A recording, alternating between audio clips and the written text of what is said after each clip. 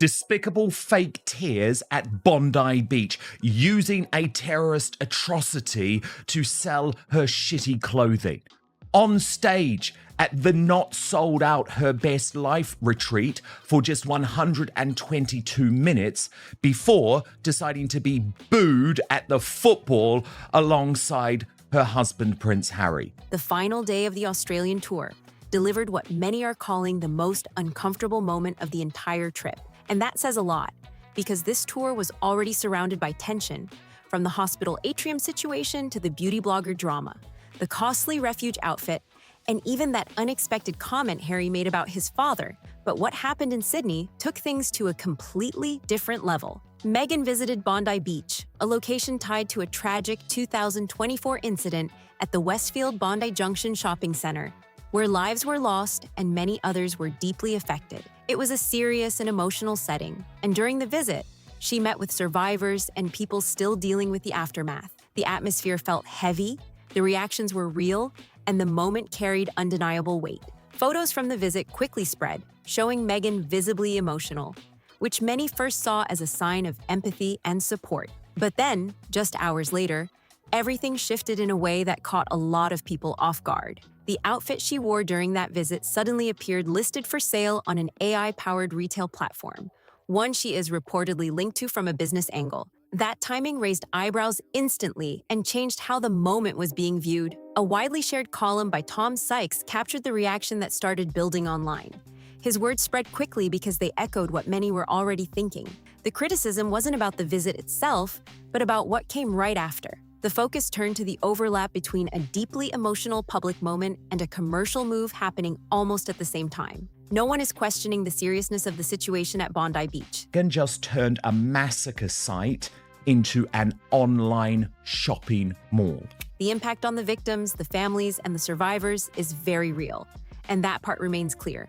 What people are debating is the intention behind the visit and the decision that followed. When a moment of compassion is immediately followed by something that looks like a business move, it creates a contrast that's hard to ignore. That overlap between emotion and monetization became the defining image of the final day. The visit and the listing, the public display of empathy alongside a commercial action, all happening within hours, created a narrative that quickly took over the conversation. For many watching, it wasn't just about what happened, but how it happened and how closely those two moments were connected.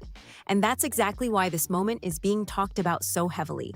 It connects to a much bigger discussion about boundaries, public roles, and how certain situations are handled when the spotlight is at its brightest. You can't mix a life built on service with one driven by profit without consequences. That warning isn't about rules or paperwork, it's about values at the core of everything. Because the moment those two worlds collide, the meaning behind the service can start to fade fast.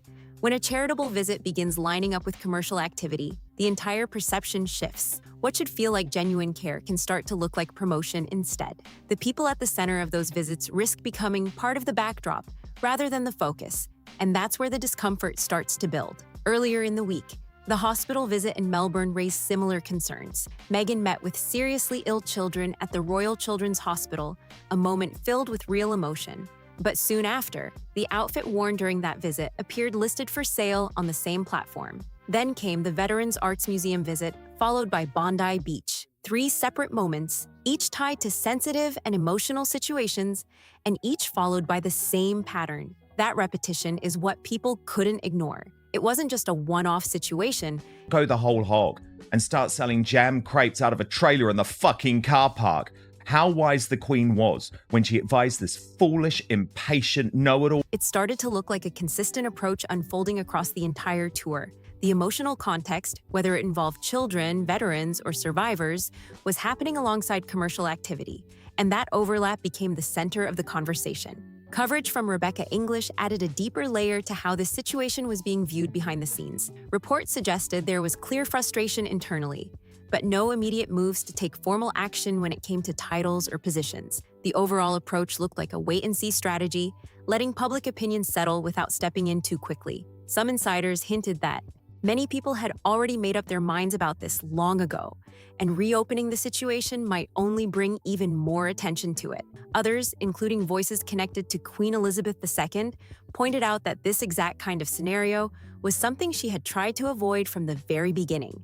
That's where the bigger issue starts to hit hard. This isn't just about roles or technical details, it's about keeping a clear line between public duty and private business. The idea was always simple. Keep those two worlds separate so neither one loses its meaning. But now, that line is what many feel has slowly started to blur. The gap between what was originally planned and what is actually happening now has become impossible to ignore. The choice not to step in, not to reset boundaries, and not to directly address growing concerns has now become part of the story itself. And that decision doesn't just affect the moment, it shapes what could happen moving forward. Figures like Prince William and Catherine, Princess of Wales, are said to be watching closely, especially as questions grow around how sensitive situations are being handled in public. The long-term impact on trust and the institution's image is clearly something being taken seriously behind closed doors. At the same time, the tour's most openly commercial event, the Her Best Life retreat, brought a whole new wave of attention. And by the way, the whole life of profit thing ain't going too well, because Meghan embarrassingly turned up to the Her Best Life retreat, where the tickets failed to sell out. Meghan appeared at the event held at the Intercontinental Sydney Coogee Beach, but reports suggested the venue wasn't fully ready, with some areas still unfinished. Her appearance lasted just over 2 hours before she left to attend a rugby match with Harry, and that didn't sit right with some attendees. Many guests had paid a lot to be there, expecting a longer and more involved experience. That shorter appearance quickly became a major talking point, especially when combined with everything else already happening during the tour. Then came the question about whether the event was truly sold out. It was promoted as fully booked, but reports suggested tickets were still available close to the date, and hotel room listings didn't fully match the sold-out claims. Social media posts from organizers showing availability only added more confusion. That gap between what was being presented and what people were actually seeing became another key part of the story.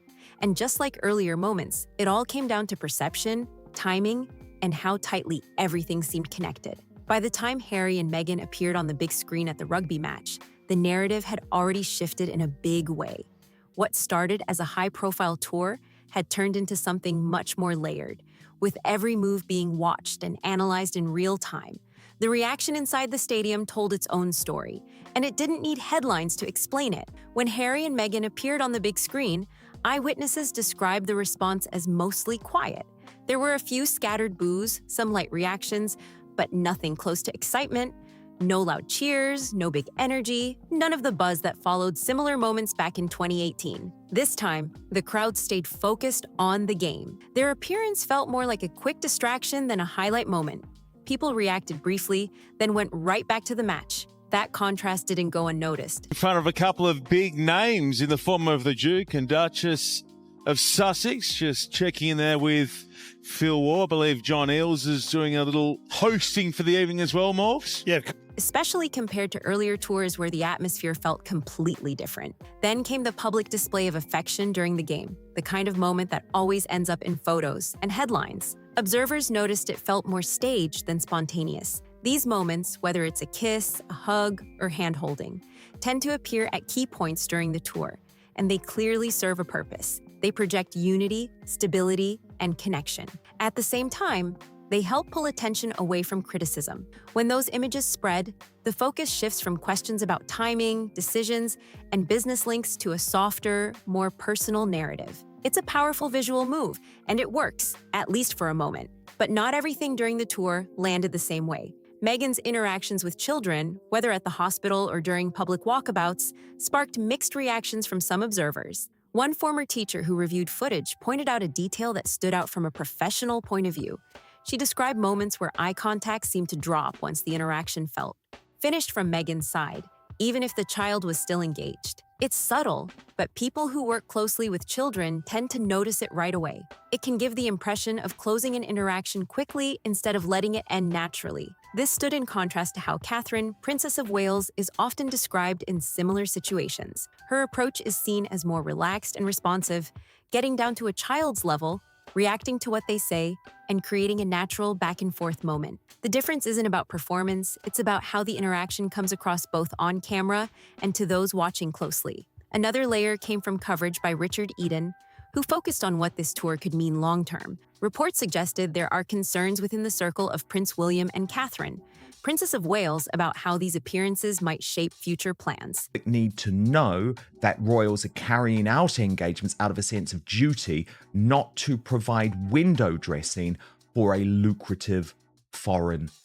The concern isn't just about one tour, it's about momentum. The visibility, the media attention, and the ability to operate in public spaces with global focus could open the door to bigger moves later on. Some believe that without clear boundaries, similar tours could continue without much oversight, creating a situation that becomes harder to manage over time. There's also discussion about whether a more structured approach might eventually be considered, not as a full return, but as a way to keep things aligned with expectations. Others feel it's better to leave things as they are and let public reaction guide what happens next. Right now, there's no clear answer, and that uncertainty keeps the conversation alive.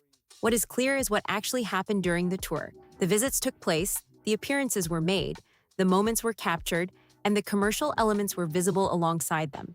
And through all of it, there was no major institutional response stepping in to shift direction. That silence speaks just as loudly as any official statement. Whether intentional or not, allowing everything to continue without interruption sends its own message. It shows what is being accepted, or at least what isn't being challenged right now. And in many ways, the crowd at the rugby match reflected that same tone. Not anger, not excitement, just quiet observation. The kind of reaction where people see what's happening, take it in, and choose not to respond in a big way. They looked at the screen, reacted briefly, and moved on. The game continued, and the moment passed, but that calm, almost indifferent response said more than loud reactions ever could. Because in the end, moments like that reveal how things are truly being received, not through headlines or statements, but through real-time reactions that can't be controlled. And on that final day, the message from the crowd came through clearly, even without the noise. The phrase, extremely dangerous for the monarchy. But he said what was actually most interesting was just the silence apart from a few boos. There were no cheers. There was no interest. Everyone at the Warriors game was just like, what? Reflects a deeper concern about what might be shifting over time. It suggests that some voices inside the system see a change happening and are already thinking about how it could be addressed moving forward. For now, the tour wrapped up with a very specific chain of moments that people can't stop talking about. The outfits were listed, the retreat appearance ended after just 122 minutes, and the stadium crowd stayed mostly quiet. Then came that final remark about wanting to return, delivered with a positive tone that didn't quite match the reaction unfolding around it. What really kept the conversation alive was the emotional moment at Bondi Beach. Meghan appeared visibly moved during the visit, and that sparked immediate discussion, not just about the event itself, but about how that emotion was being interpreted. People weren't simply reacting with sympathy, they were questioning what they were seeing, and that alone says a lot. When visible emotion leads to debate instead of instant understanding, it shows how public perception has shifted over time. This didn't happen overnight. Years of public appearances, decisions, and timing have created a situation where it's harder for observers to separate genuine feeling from carefully managed presentation. That uncertainty now shapes how every moment is viewed. A similar situation came up when commentators compared it to the visit in Uvalde back in 2022. That visit also drew attention, with questions about how it was organized and what purpose it served. At the time, those questions didn't have clear answers, which left space for ongoing discussion. Now, with the Bondi Beach moment followed so quickly by a commercial listing, many people feel like they're seeing a clearer pattern. The emotional setting and the business activity appearing side by side created a connection that's difficult to ignore. This isn't about judging whether the emotion itself was real or not. That was beautiful, eh? So cute. Yeah, nice. See you in I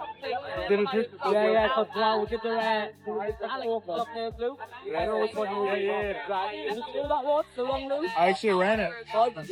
It's about how actions that follow emotional moments shape public perception. When something deeply serious is closely followed by something that looks commercial, it changes how the entire situation is understood. Commentary from Tom Sykes reflected that wider reaction, framing it as an issue that goes beyond titles or roles. It becomes about basic expectations, how certain moments are handled, and what message those actions send. Because from the outside, people imagine how it might feel to be directly affected by such an event and then see related images linked to something being sold. That contrast is what drives the reaction more than anything else. Another layer came from earlier travel moments that some commentators brought back into the conversation. During a prior trip to Jordan, there were discussions about the groups and individuals the couple interacted with. Those conversations didn't fully develop at the time, but they resurfaced once the Australian tour brought renewed attention. When different visits with very different contexts are placed side by side, people start connecting dots, even if those connections aren't fully explained. And when no clear response is given, those questions tend to stay open. Media coverage added another angle. Some outlets presented the tour in a positive light, focusing on appearances and key moments, while others pointed out that public reaction didn't always match that tone. That gap between coverage and visible response became part of the wider discussion. Insights from Emily Andrews highlighted something similar from past experience, noting that earlier tours received glowing coverage even when there were underlying concerns. Now, a similar pattern seems to be happening again, but with a more divided public response. And that brings everything back to the bigger question. Actually found the whole thing incredibly awkward. I don't think Meghan Markle is good with children. And I think we see that time and time again. And this was another example of that. Yeah, and I said he's very good at twirling. Here we go. Very good. Great job. The most perfect dress to twirl in. How will future appearances be received, especially in the UK? Unlike Australia, where public memory is tied mainly to one previous tour, people in the UK have followed Harry's journey for years. That long history includes military service, major public work, and a reputation that once connected strongly with the public. That connection hasn't disappeared, but it has changed. And that's what makes the next chapter unpredictable. There's still recognition of who he was, alongside questions about who he is now. And when those two images don't fully line up, it creates a tension that people are still trying to understand.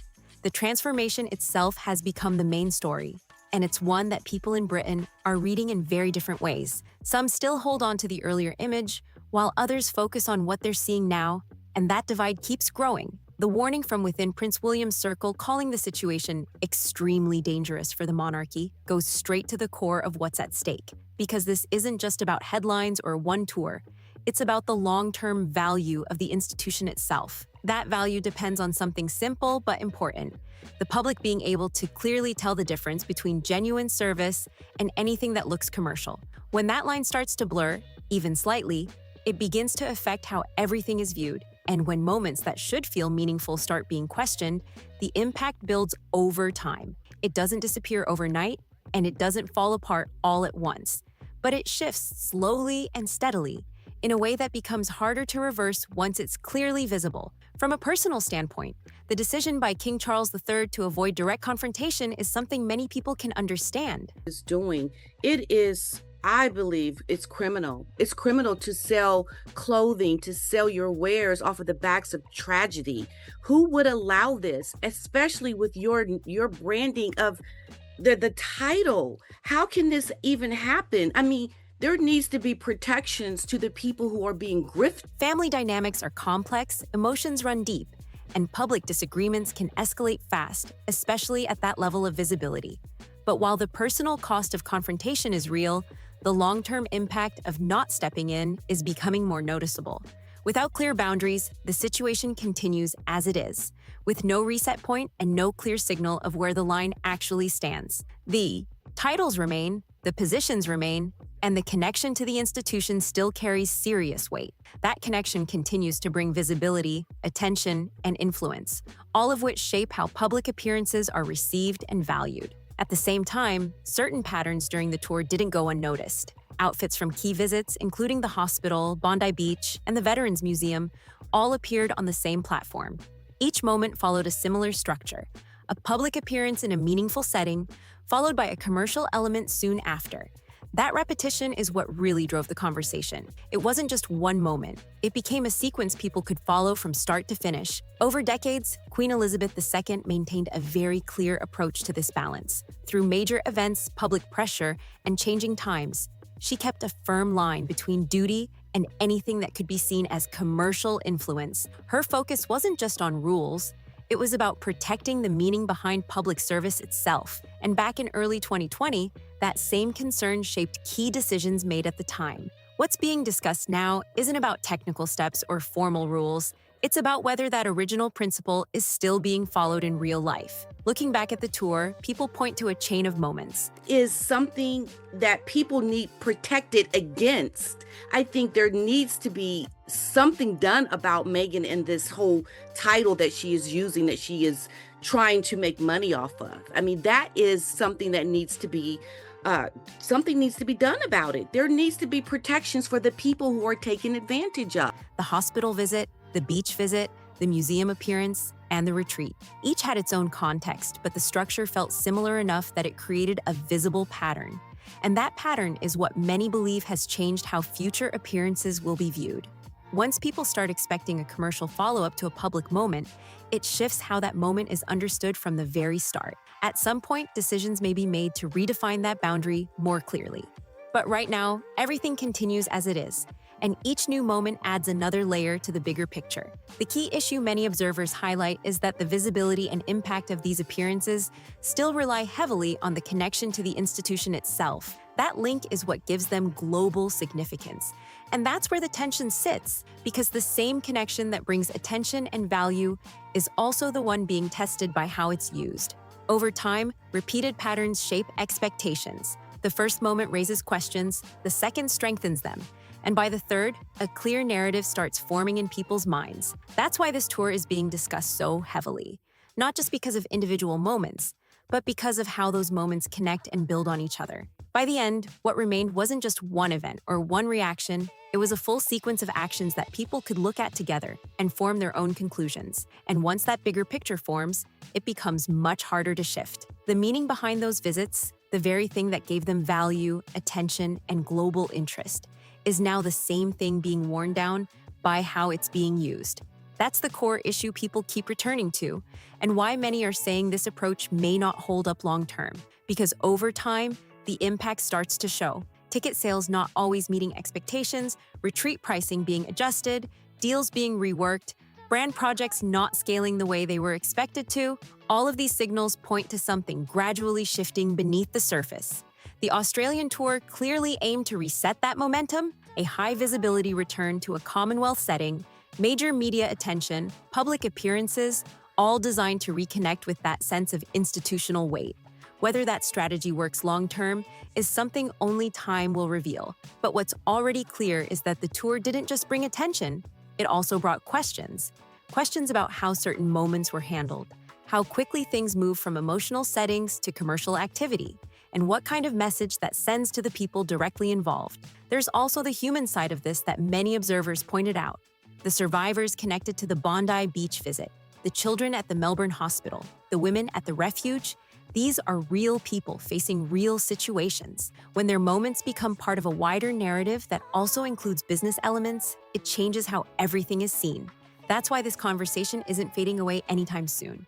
It touches on expectations, not just for public figures, but for how sensitive situations are handled in general. It comes down to timing, awareness, and understanding how actions are viewed beyond the moment itself. Over decades, Queen Elizabeth II focused on keeping the institution steady through challenges, always maintaining a clear line between public duty and anything that could blur that boundary. That consistency became a key part of how the monarchy held its place and reputation over time. Now the current situation is being measured against that same standard.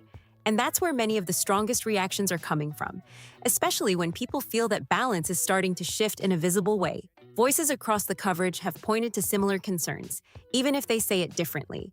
Commentary from Tom Sykes highlighted how certain moments were received publicly, while reporting from Rebecca English focused on how the institution is responding by choosing not to escalate the situation. At the same time, concerns linked to Prince William's circle show that this isn't just a public conversation, it's something being watched closely behind the scenes as well. Different perspectives, but the same core question keeps coming up. Where is the line, and how should it be maintained? Even public reactions added to the overall picture. The quiet crowd at the rugby match, the online discussions, the growing number of people sharing their views, All of it came together into a wider response that's hard to ignore. And when all those voices come from different angles but point toward the same concern, it turns into something much bigger than just one tour or one moment. The tour itself may be over, but the impact of what happened during it is still playing out. The images, the timing, the reactions, they all remain, and people continue to interpret them in their own way. And that's what makes this situation so important moving forward. Because it's not just about what happened, it's about what it could mean for what comes next. So now it's your turn. What do you think about everything that unfolded during this tour? Drop your thoughts in the comments, hit that like button, subscribe for more, share this with others following the story, and I'll see you in the next one.